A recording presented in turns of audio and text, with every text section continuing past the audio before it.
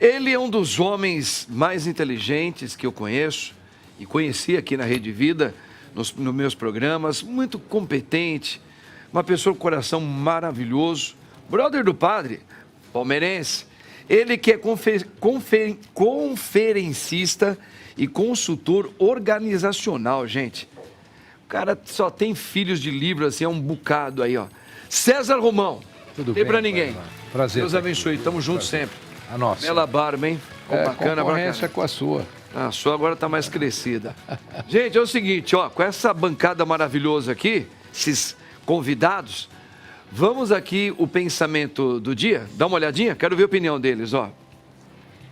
A cada minuto em que você sente raiva, você perde 60 segundos de felicidade. Olha aí, tá? É o Ralph Vando que tá falando aí. Gente, a cada segundo, cada minuto, né, em que você sente raiva, é um desperdício, é? Você também pensa assim? Nós temos 8 bilhões de pessoas no planeta Terra. Se entrevistarmos cada um, todos sentiram raiva em algum momento da vida. A raiva é um sentimento que faz parte da natureza humana, da natureza animal, da natureza mamífera, né? Tanto que Dante, nos 7 pecados capitais, fala da ira, né? Então, tem a ira de Deus também na Bíblia que fala, e aí tem que ser entendido. Isso, entendido. Isso mesmo, A ira de Deus, né? A ira do próprio Cristo, quando entra no templo e expulsa os... Tem aquela ira, né? Da inconformidade. Isso, você fica inconformado com algo. Agora, o que não pode é a raiva que não é nutritiva. Você pode ter um momento de raiva por não se conformar com determinada situação. O que é uma raiva não nutritiva? É eu sentir raiva de alguém desejando mal para aquele alguém. Então, isso é uma raiva que não é nutritiva. Certo. E a raiva, nós precisamos aprender a dominá-la e deixar que ela permaneça o menos tempo possível. Por quê? Porque ela só dói em quem sente. Ela não dói no outro. Eu posso dizer que eu tenho raiva de você, eu tenho raiva, mudou alguma coisa na sua vida? Eu dizer para você que tem raiva. Né? Então, é um veneno que nós mesmos tomamos e só faz efeito em nós. Que é o que a sua rainha estava falando. Se um dia você sentir raiva de alguém, passe isso rápido. Eu acho que um dos grandes desafios que nós temos na existência é saber lidar com a nossa ira, com a nossa inconformidade, de maneira nutritiva. Não é porque eu estou inconformado com alguma coisa que eu desejo mal àquela pessoa. Interessante, que legal. Tá vendo, gente? Ó, que você viu a rodada que teve aqui para a gente chegar a um bom senso aí, tá certo? Vamos então aqui, minha gente, a nossa primeira informação, a nossa primeira notícia. Olha aqui, ó. Brasil é destaque no compromisso internacional de proteção de trabalhadores em migração. Profissionais da saúde que se mudam para outros países devem ter seus direitos garantidos. Gente, eu acredito que todos os profissionais que saem do país devem ter seus direitos, mas aqui mais exatamente são os profissionais da saúde, César? Na realidade, esse é o tema do G20, né, que aconteceu, e ele vai ser retomado agora no G20 da África do Sul. O Brasil foi o primeiro país a ter essa preocupação. Nós temos hoje aqui no Brasil mais de 13 mil profissionais que migraram, principalmente na área da saúde, eles estão praticamente no SUS.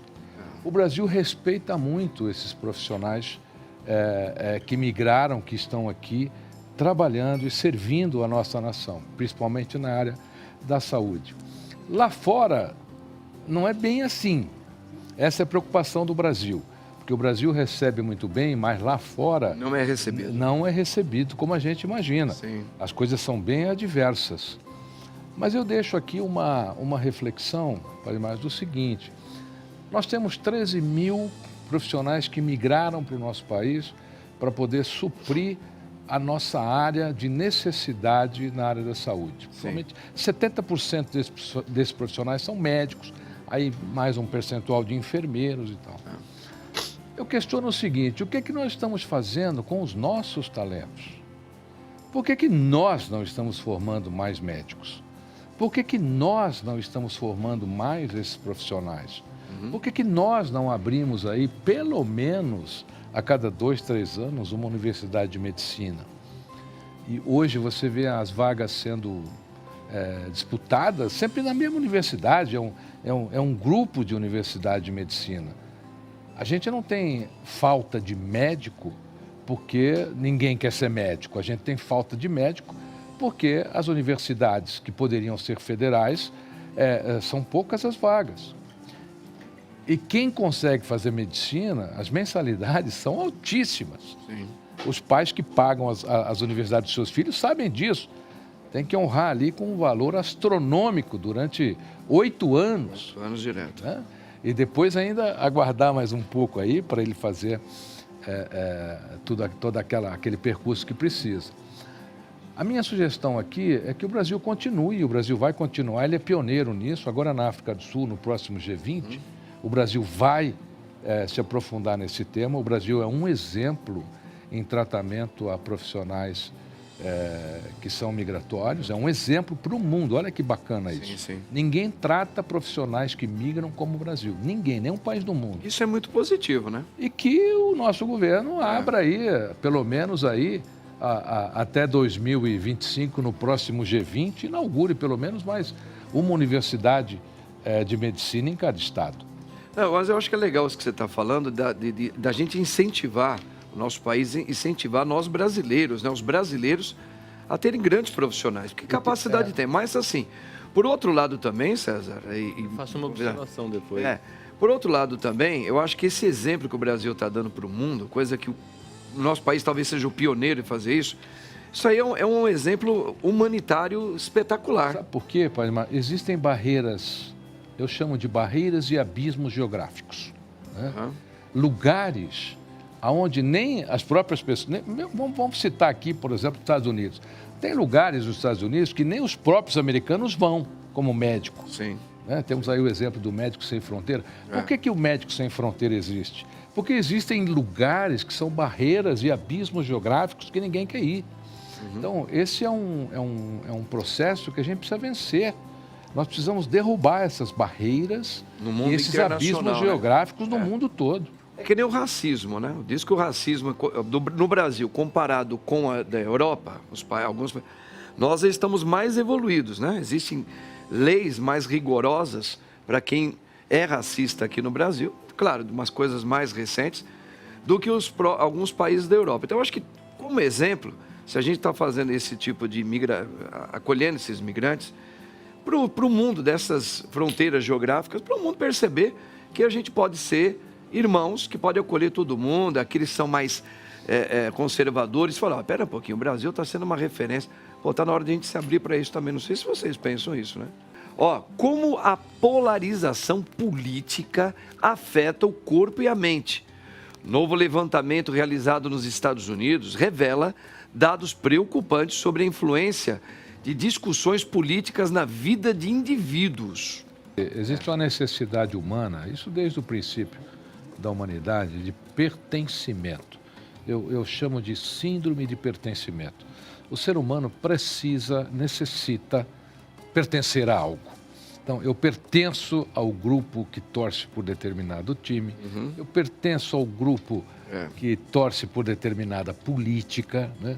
E essa síndrome de pertencimento, ela é egoísta, porque é exatamente o que o Padre Mário falou, quer dizer, se você não torce para o time que eu torço, você não é meu amigo. Contra mim.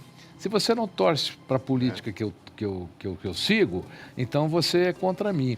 Então, essa síndrome do pertencimento, ela causa todas essas confusões. O ser humano precisa aprender a separar as suas escolhas do que ele quer que o outro seja.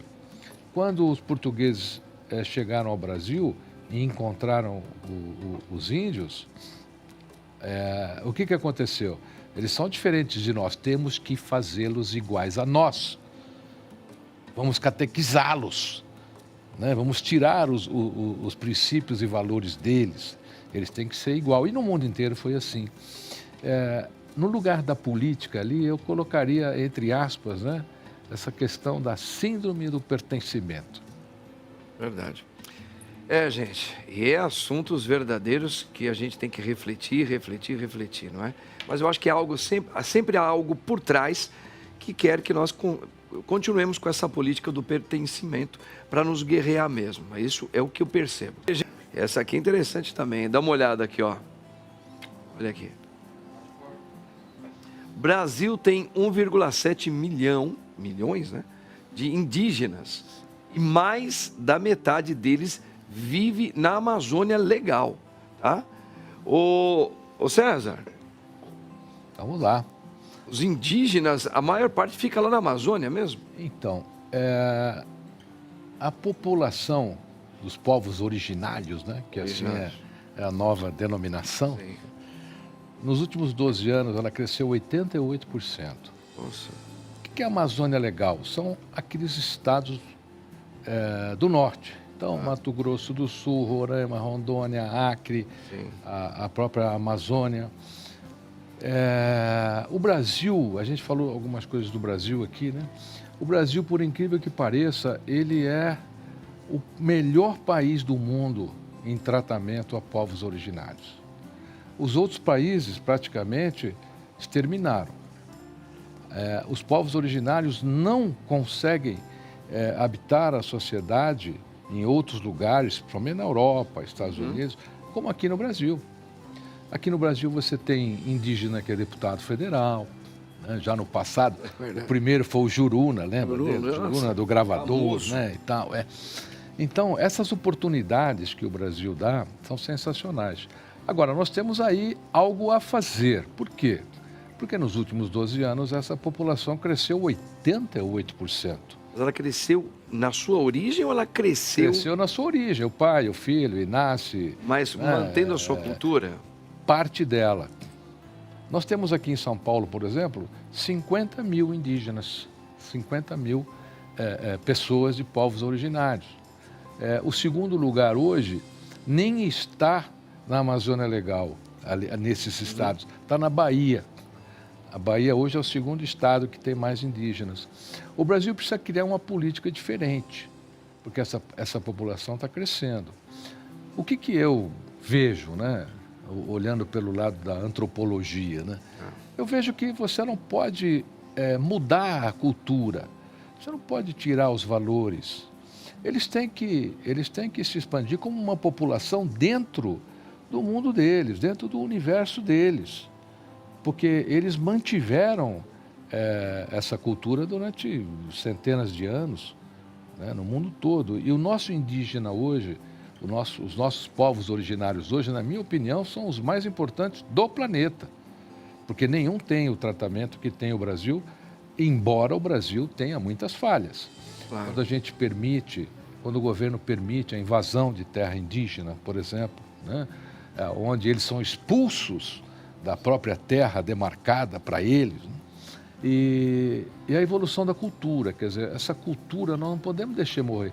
Nós não podemos querer que o indígena seja igual a nós. Não, você tem que fazer faculdade, você tem que ter um diploma, você tem que se formar. Não, o universo dele é um outro universo cultural. Aliás, os povos originários são hoje os grandes responsáveis por boa manutenção da nossa natureza. Hoje a medicina deve muito a eles, porque até hoje, quando eles precisam de alguma coisa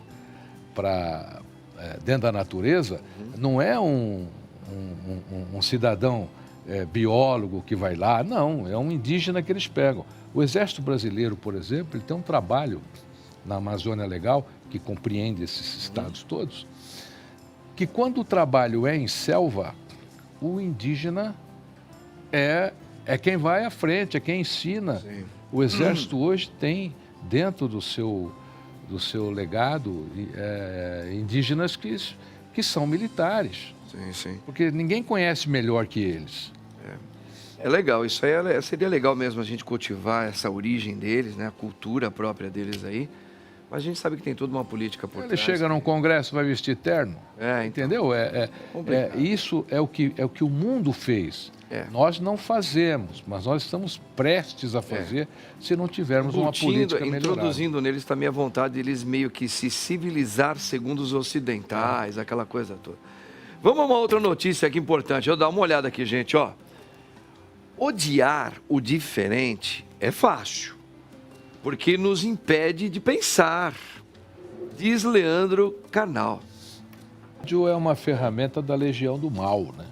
A legião do mal precisa pregoar o ódio. Romão, sou seu fã, hein? Obrigado, Você está muito bem com essa barbona grisalha aí. E olha só, gente, que Deus abençoe você em nome do Pai, do Filho e do Espírito Santo. Um feriado maravilhoso. Olha o Bruce aí, ó.